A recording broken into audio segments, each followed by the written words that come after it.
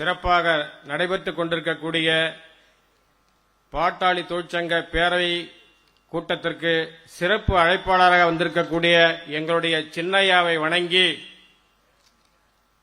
இதுவரை இந்த மாதிரி ஒரு பெரிய நிகழ்வை நான் பார்த்ததில்லை. ஏன்னா நிறைய இடத்துல போட்டிருக்காங்க. நான் 1990 ஜாயின் பண்ணி அந்த நேரத்தை அன்னையிலிருந்து இன்று வரை 35 ஆண்டு காலம் இந்த தொழிற்சங்கத்தில் உறுப்பினராக பல பொறுப்புகள் இருந்திருக்கேன். இப்ப நான் தலைவராக இருக்கேன். 92ஆம் ஆண்டு பாதிரி கோவிந்தசாமி அண்ணன் பாதிரி கோவிந்தசாமி தலைமையிலேயே ஒரு மேதின பொதுக்கூட்டம் பிரமாண்டமாக நடந்தது. அதற்கு பிறகு இதுவரைக்கும் இப்ப இதுதான் பெரிய ஒரு இண்டோர் மீட்டிங்.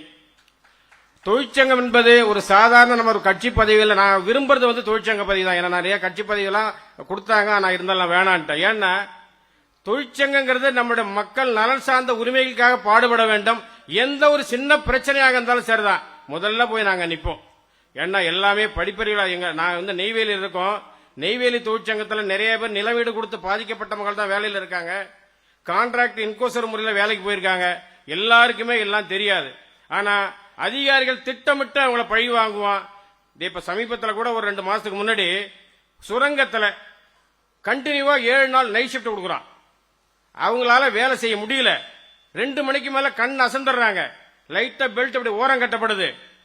கிட்டத்தட்ட 10 மீட்டர் 5 மீட்டர் இழுத்துட்டு போயிடுது. இதே அதிகாரி அதே ஏசி ரூம்ல படுத்து தூங்குறான். யாரும் கேட்கறதுக்கு ஆள் இல்ல. ஆனா நம்மளுடைய தொழிலாளி 10 மீட்டர் அந்த பெல்ட் கிழிஞ்சு போச்சுன்னு சொன்னா உடனே மறுநாள் பார்த்தா சார்ஜ் மாவும் சஸ்பெண்ட். உடனே நாங்க போக வேண்டியது, அதிகாரிகிட்ட வாக்குவாதம் பண்ணி அதை சரி பண்ண வேண்டிய இதே பிரச்சனை நெய்வேலியில். அதனால ஒரு தொழிற்சங்கவாதிங்கிறது ஒரு சாதாரண விஷயம் கிடையாது.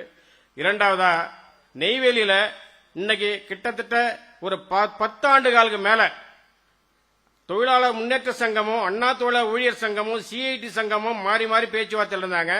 நம்ம 2008 இருந்து 2012 வரைக்கும் பாட்டாளி தொழிற்சங்க பேச்சுவார்த்தையில இருந்து அங்கீகரிக்கப்பட்ட சங்கமா இருந்து அன்னைக்கு ஒரு செட்டில்மெண்ட் கையெழுத்து போட்டோம். அப்ப பாத்தீங்கன்னா குறைஞ்சபட்சம் இன்னைக்கு 60,000 இருந்து 1.5 லட்சம் ரூபாய் வரைக்கும் சம்பளம் வாங்கி கொடுத்தது பாட்டாளி தொழிற்சங்கம். அன்றைய ஐயா சின்னையாருடைய அவருடைய கண்காணிப்பில் இருந்து இந்த அளவுக்கு நடந்தது. ஆனா அதுக்கு பிறகு வந்த தொழிலாளர் முன்னேற்ற சங்கமோ அண்ணா தொழிலாளர் ஊழியர் சங்கமோ இந்தியாவிலேயே இல்லாத ஒரு சரிந்த ரெக்கார்ட் பண்ணாங்க. அதாவது 20 ஆண்டு காலத்துக்கு மேல ஒப்பந்த தொழிலாளியா வேலை செய்யற ஒரு தொழிலாளி, அதுக்கு பிறகு 10 ஆண்டு காலம் அவர் இன்கோசர் முறையில் வேலை செய்யறாங்க. ஆனா அவங்களை நிரந்தரப்படுத்தும் போது ஒப்பந்த தொழிலாளியா வேலை செய்யும் போது 27,000 ரூபாய் சம்பளம் வாங்குறாங்க. ஆனா அவர் நிரந்தரப்படுத்தும் போது வெறும் 23,000 ரூபாய் சம்பளம், 4,000 ரூபாய் சம்பளம். மோசடியான செய்திய இந்த திமுக கவர்மெண்ட்ல இருக்கும்போது இதே தொழிலாளர் முன்னேற்ற சங்கம் செஞ்சாங்க, சிஐடி செஞ்சாங்க. இன்னைக்கு அதை நாங்க பலகட்ட போராட்டமா, நான் இப்ப பொறுப்புக்கு 2.5 வருஷம் ஆகுது, இப்ப 2 வருஷம் ஆகுது. நாங்களும் பல முறை இந்த கண்டன ஆர்ப்பாட்டம் வாயில் கூட்டம் நிறைய நடத்தி எவ்வளவு பேசி பாக்குறோம். இப்பதான் ஒரு ஸ்டெப்பா மாறுது. தொழிலாளிக்கும் அதிகாரிக்கும் வித்தியாசங்கிறது நெய்வேலியில நிறையவே இருக்கு. அவனுக்கு பார்த்தா பர்னிச்சர் லோனுங்கிறான், கண்ணாடி வாங்க லோனுங்கிறான், லேப்டாப் வாங்கி தரான், செல்லு வாங்கி தரான். ஆனா இப்ப கடைசியா ஒரு 4 நாளைக்கு முன்னாடி நெய்வேலி தொழிலாளருக்கு ஒரு செல்போன் அலவன்ஸா ஒரு 9,000 ரூபாய் கொடுத்திருக்காங்க. அதுவும் பார்த்தா ஆர்டர் எப்படி இருக்குன்னா 18 மாசம் அவங்க சர்வீஸ்ல இருந்தா மட்டும்தான் கிடைக்கும், இல்லைன்னா கிடைக்காது அப்படிங்கிற பாகுபாடு இருக்கு. அதே மாதிரி இன்னைக்கு 30,000 தொழிலாளி இந்த நெய்வேலி நிறுவனத்துல வெறும் 6,000 தொழிலாளியும் 4,000 அதிகாரி தான் இருக்காங்க. அவங்களுக்கு பாத்தீங்கன்னா இன்னைக்கு எல்லாமே ரெக்ரூட்மெண்ட் பூராவே வடநாட்டுக்காரன் வச்சு ஃபில் பண்றான். 299 பேர் ஆள் எடுத்தான், ஒரு தமிழன் கூட கிடையாது. ஆனா நாங்க இதே சின்னையா முறையிட்டோம். அதற்கு பிறகு கத்தாழ கருவெட்டியில நில வீடு கொடுக்க மாட்டேன்னு சொல்லி போராட்டம் பண்றோம். அந்த இடத்துல போய் பூ வரக்கூடிய நெல்லுல போய் டோசரை விட்டு நிறவுறான். சின்னையா வராங்க, ஆட்சி கட்டு முன்னாடி நெய்வேலி பூட்டு போடும் போராட்டம் அறிவிக்கிறாங்க. பிரம்மாண்டமான கூட்டம். அன்னைக்கு அரெஸ்ட் ஆகுது. மறுநாள் பாத்தீங்கன்னா அங்க இருக்கக்கூடிய அமைச்சர் MRK பன்னீர்செல்வம் கலெக்டர் போய் சொல்லி அப்ப அந்த மைனிங் ரெக்ரூட்மெண்ட் கால்பர் பண்ணி இம்மிடியேட்டா சுற்றுப்புற மக்களுக்கு கொஞ்சம் பேருக்கு வேலை கிடைக்குது. அது அன்னைக்கு சின்னையா இந்த போராட்டம் பண்ணலன்னா ஒரு ஆளு கிடைக்காது. 299 பேர்ல ஒரு தமிழ்நாடு கிடையாது, ஒரு தமிழ் கூட கிடையாது. அங்க MLA இருக்காங்க, MP இருக்காங்க. நமக்கெல்லாம் கேட்கறதுக்கு நான் யாருமே கிடையாது. நம்ம கட்சியை விட்டா, நம்ம தொழிற்சங்கத்தை விட்டா, நம்ம சின்னையா விட்டா நமக்கு வாழ்வாதாரமே கிடையாது.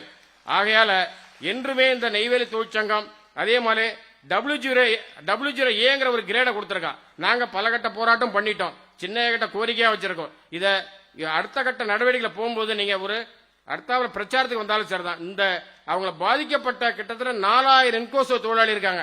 எல்லாருக்குமே கிட்டத்தட்ட ஒரு 4000 ரூபாய் சம்பளம் கம்மி, 5000 அதிகபட்சமே உங்களுக்கு 25-30,000 தான் வருது.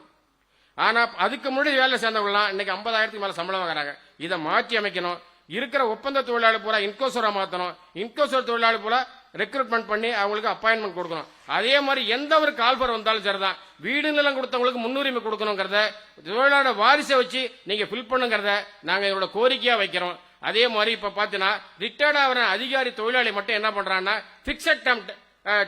பிக்சட் டேர்ம்ல போட்டு அவங்களுக்கு குறிப்பிட்ட அமௌண்ட் ஒரு 1 லட்சம் ரூபாய் 1.5 லட்சம் ரூபாய் அதிகாரி பூரா ஃபில் பண்றான். ஒரு இடத்துல ஒரு ஜிஎம் ரிட்டையர்ட் ஆயிட்டாருன்னா அதுக்கு கீழே ஒரு ஜிஎம் போட்டு அவருக்கு ஒரு அட்வைசர் ஒரு போஸ்ட் போடுறாங்க. அப்ப நம்ம ஆளுங்க யாருமே ஒரு வாய்ப்பு இல்லாத போகுது. நம்ம மேல அடுத்த கிரேடு போறதுக்கான வாய்ப்பே இல்லாத போகுது. இதெல்லாம் சின்னையா அவர்கிட்ட கோரிக்கையா கொடுக்கறோம். இதை மனசில் வச்சுன்னு வரக்கூடிய சட்டமன்ற தேர்தலை நோக்கி போயிட்டு இருக்கீங்க. அந்த பக்கம் வந்தா இந்த மாதிரி ஒரு எங்களோட நிவர்த்தி பண்றதுக்கு நீங்க உங்களை தவிர எங்களுக்கு வேற வழி இல்லை. என்றுமே என்எல்சி பாட்டாளி தொழிற்சங்கம் சின்னையா பின்னாடி நிற்போம் என்றதை கூறிக்கொண்டு, இப்ப லாஸ்டா ஒரு ரகசிய வாக்கெடுப்பு தேர்தல் நடந்துங்க. கடுமையான போராட்டம் பண்ணோம்.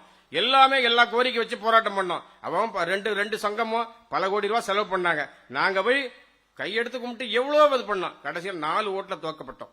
வெறும் 4 ஓட்டு தான். இன்னைக்கு 4 ஓட்டு நம்ம வாங்கியிருந்தோம்னா இன்னைக்கு நெய்வேலியில் அங்கீகரிக்கப்பட்ட சங்கமா இருப்போம். அது நம்மளால ஒரு சில பேர் சூழ்ச்சியால நாங்க தோல்வி அடைஞ்சிட்டோம். இருந்தாலும் நெய்வேலிக்கு நாங்க சிப்ப சொப்பனமா இருப்போம் என்பதை கூறிக்கொண்டு வாய்ப்புக்கு நன்றி கூறி விடைபெறுகிறேன். நன்றி, வணக்கம்.